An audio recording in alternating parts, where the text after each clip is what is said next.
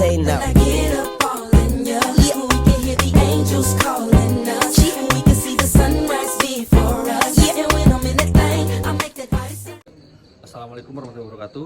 Salam, Om Swastiastu, Namo Buddhaya, Salam Kebajikan. Izin memperkenalkan diri, Raja Utama Putra, Deftario Afifharan, NPP 320342, asal Prafaran, Provinsi DKI Jakarta, Kota Administrasi Jakarta Timur. Saya merupakan Praja IPDN yang sekarang tingkat 4 di Fakultas Manajemen Pemerintahan dan Prodi Teknologi Rekayasa Informasi Pemerintahan, kelas segi 3, absen 04. Pada kesempatan kali ini, saya akan membaca tentang keamanan suatu sistem untuk menyimpan data. Seperti kita ketahui, pada tahun 2022 silam, hacker bernama Borja meretas sistem keamanan Menkominfo, sehingga data-data penting dalam sistem itu tersebar dan bocor.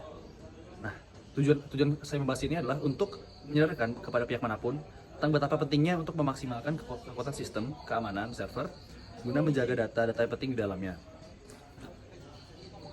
Indonesia merupakan negara besar yang memiliki banyak penduduk, dan tentunya di dalam banyak penduduk itu terdapat data-data yang sangat banyak pula. Nah, Menkominfo menyimpan data penduduk tersebut dalam suatu server, dan ternyata sistem tersebut dihack oleh hacker bernama Borja. Pada tahun 2012 silam, Indonesia diguncang oleh kasus kebocoran data yang dilakukan oleh hacker bernama Borja yang melibatkan Kementerian Komunikasi dan Informatika atau Kominfo. Hacker tersebut menggunakan teknik ransomware, di mana cara yang digunakan adalah mengirim file yang seperti zip yang berisi sebuah virus. Dan ketika file tersebut dibuka, virus akan menyerang sistem keamanan. Nah, kasus ini menimbulkan kekhawatiran yang serius tentang privasi dan keamanan data pribadi warga negara.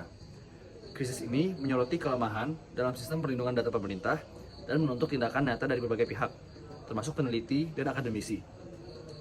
Kebocoran data yang melibatkan Kominfo mencakup sejumlah besar informasi pribadi yang sensitif. Data yang bocor termasuk nama lengkap, nomor paspor, tanggal lahir, dan informasi lainnya yang dapat digunakan untuk mencuri identitas seseorang.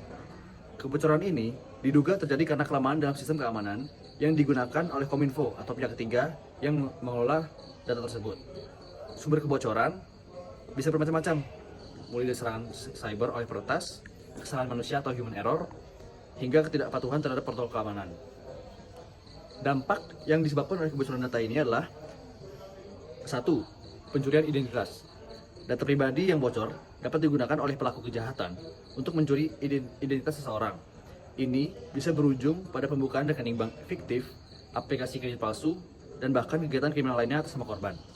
Yang kedua adalah kehilangan kepercayaan publik. Kebocoran data yang melibatkan lembaga pemerintah merusak kepercayaan masyarakat terhadap institusi yang seharusnya melindungi mereka. Ini bisa mengurangi partisipasi warga dalam program-program pemerintah dan menurunkan legitimasi pemerintah itu sendiri. Dan yang ketiga adalah kerugian ekonomi, yaitu individu yang identitasnya dicuri seringkali mengalami kerugian finansial yang signifikan. Selain itu, perusahaan yang datanya bocor juga dapat menghadapi sanksi hukum dan kehilangan reputasi yang berdampak pada penurunan nilai saham dan kepercayaan investor. Peneliti dan akademisi memiliki peran penting dalam membantu mengatasi krisis kebocoran data saat ini. Beberapa tindakan yang dapat mereka ambil meliputi 1. Penelitian dan pengembangan teknologi keamanan. Peneliti di bidang keamanan cyber dapat berkontribusi dengan mengembangkan teknologi yang lebih canggih, aman untuk melindungi data pribadi. Nah, di antara hal ini termasuk 1. Enkripsi data, yaitu mengembangkan algoritma enkripsi yang lebih akurat untuk melindungi data selama penyimpanan dan transmisi. Enkripsi yang kuat memastikan bahwa data yang bocor tidak dapat dibaca oleh pihak yang berwenang.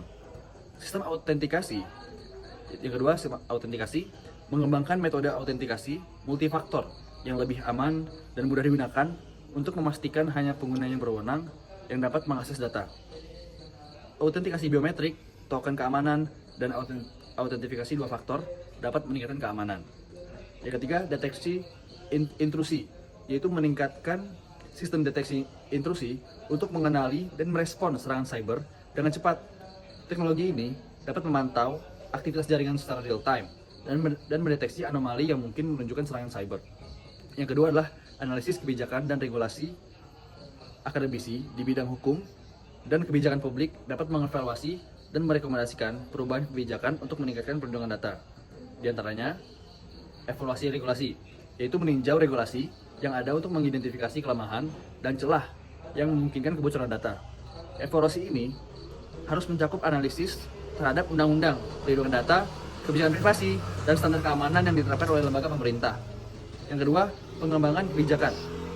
Itu merekomendasikan kebijakan baru yang memperkuat perlindungan data pribadi, seperti undang-undang dan undang-undang privasi yang lebih ketat dan sanksi yang lebih berat bagi pelanggaran.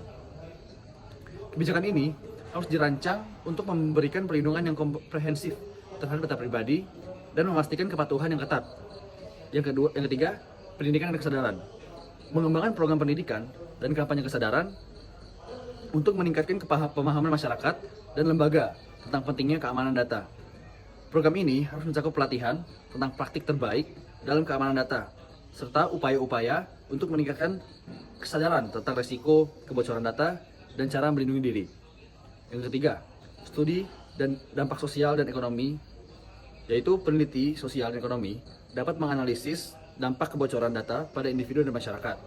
Ini membantu dalam memahami sejauh mana sih kerugian yang ditimbulkan dan merancang intervensi yang tepat.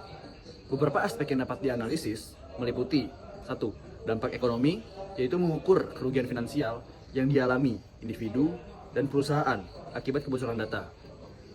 Penelitian ini dapat mencakup analisis biaya pemulihan identitas, kerugian bisnis, pemulihan dan dampak ekonomi secara keseluruhan. Dampak psikologis, itu peneliti dampak psikologis terhadap korban pencurian identitas, termasuk stres, kecemasan, dan kehilangan kepercayaan. Penelitian ini dapat membantu dalam merancang program dukungan untuk korban dan meningkatkan pemahaman tentang dampak jangka panjang dari kebocoran data. Yang keempat, kesejahteraan sosial, yaitu menganalisis bagaimana kebocoran data mempengaruhi kesejahteraan sosial dan kohesi masyarakat. Penelitian ini dapat mengevaluasi dampak kebocoran data terhadap hubungan sosial, kepercayaan antar warga, dan rasa aman dalam masyarakat. Yang keempat, kolaborasi dan penyebaran pengetahuan. Sebagai pemerintah, kita harus menggandeng akademisi peneliti, industri, dan masyarakat sendiri untuk mengatasi masalah kebocoran data. Di antaranya adalah yang pertama, kolaborasi antar disiplin, yaitu membentuk tim lintas disiplin yang menggabungkan keahlian di bidang teknologi hukum, ekonomi, dan sosial untuk menemukan solusi yang komprehensif. Kolaborasi ini dapat menghasilkan pendekatan yang lebih holistik dan efektif dalam menangani kebocoran data. Yang kedua, penyebaran pengetahuan. Menerbitkan hasil penelitian dalam jurnal ilmiah, laporan kebijakan, dan media populer untuk meningkatkan kepemahaman publik dan pemangku kepentingan. Penyebaran pengetahuan yang luas dapat membantu dalam membangun kesadaran dan mendorong tindakan yang tepat untuk melindungi data pribadi.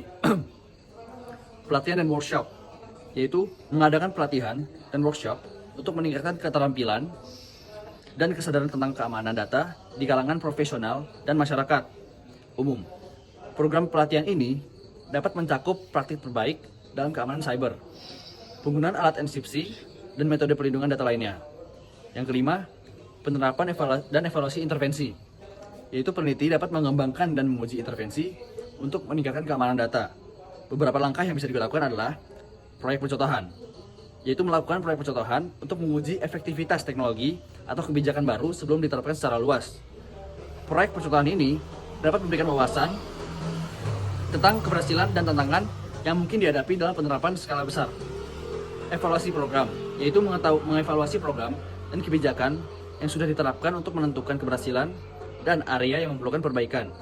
Evaluasi ini harus mencakup analisis kualitatif dan kuantitatif untuk mengukur dampak intervensi dan mengidentifikasi faktor-faktor yang mempengaruhi keberhasilannya. Dan yang terakhir adalah umpan balik dan perbaikan, yaitu menggunakan umpan balik dan evaluasi untuk memperbaiki dan memperkuat intervensi data.